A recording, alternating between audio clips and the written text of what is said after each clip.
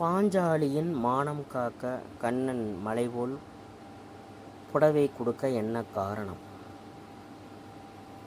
மகாபாரதத்தில் பல சம்பவங்கள் பலருக்கும் பலவிதமான கேள்விகளை மனதில் ஏற்படுத்தும்.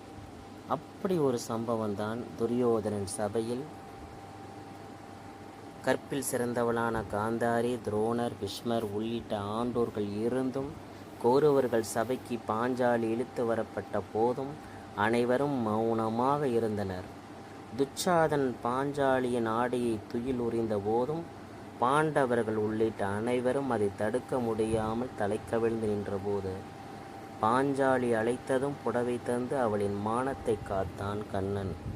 இதற்கு என்ன காரணம் என்பதை பற்றி இங்கே பார்க்கலாமா? சொல்லப்படாத பாரதம். மகாபாரதத்தில் கிருஷ்ண அவதாரம் பற்றி குறிப்பிடுகையில் கோகுலத்தில் வளர்ந்த கிருஷ்ணர் குறும்புத்தனங்கள் பல செய்து வந்தார் என குறிப்பிடப்படுகிறது. பெண்களின் ஆடைகளை திருடியும் வெண்ணெய் திருடியும் கோபியர்களுடன் சேர்ந்து விளையாட்டு பிள்ளையாக பல லீலைகள் செய்து வந்தார் என சொல்லப்படுகிறது. அதே கிருஷ்ணர் கௌரவர்கள் சபையில் பாஞ்சாலியின் துயில் உரியப்பட்ட போது புடவை தந்து பாஞ்சாலியின் மானத்தை காத்தார் என பார்க்கிறோம். குறும்பு செய்த கண்ணன்.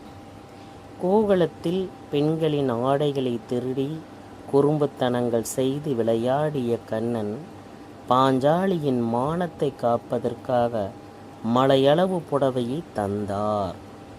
இதை படிக்கும் பலருக்கும் மானம் என்பது அனைத்து பெண்களுக்கும் ஒன்றுதானே. கண்ணன் ஏன் பாஞ்சாலியின் மானத்தை காப்பாற்றினார் என பலருக்கும் பல கேள்விகளும் எழுவதுண்டு. சிலர் தங்கை என்பதனால் காப்பாற்றினார் என்று கூட சொல்லுவார். ஆனால் உண்மை காரணம் அதுவல்ல. கண்ணன் பெற்ற நன்றி கடன். பாஞ்சாலிக்கு கண்ணன் செலுத்த வேண்டிய நன்றி கடன் வட்டியுடன் சேர்த்து மலையளவு இருந்தாலே ஒழிய பல யானைகள் பலம் கொண்ட துச்சாதனன் துயில் உறிந்த போது கோவிந்தா என பாஞ்சாலி அழைத்த மாத்திரத்திலேயே துச்சாதனன் சோர்ந்து போகும் வரை மலையளவு புடவையை தந்து பாஞ்சாலியின் மானத்தை காத்தார் கண்ணன். கடவுளான கிருஷ்ண பரமாத்மா நினைத்திருந்தால்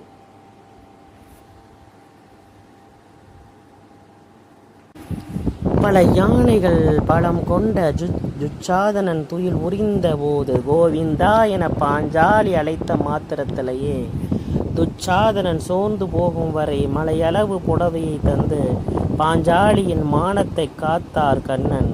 கடவுளான கிருஷ்ண பரமாத்மா நினைத்திருந்தால் துச்சாதனனை கொன்றோ அல்லது வேறு ஏதாவது செய்தோ கூட பாஞ்சாலியை காப்பாற்றிருக்க முடியும். ஆனால் வேறு ஏதும் செய்யாமல் பாஞ்சாலி அழைத்தது புடவை தந்து அவரது மானத்தை மட்டுமே காப்பாற்றினார். இதற்கு 2 சம்பவங்கள் மகாபாரதத்தில் எடுத்து சொல்லப்படுகிறது. பாஞ்சாலி தந்த புடவை.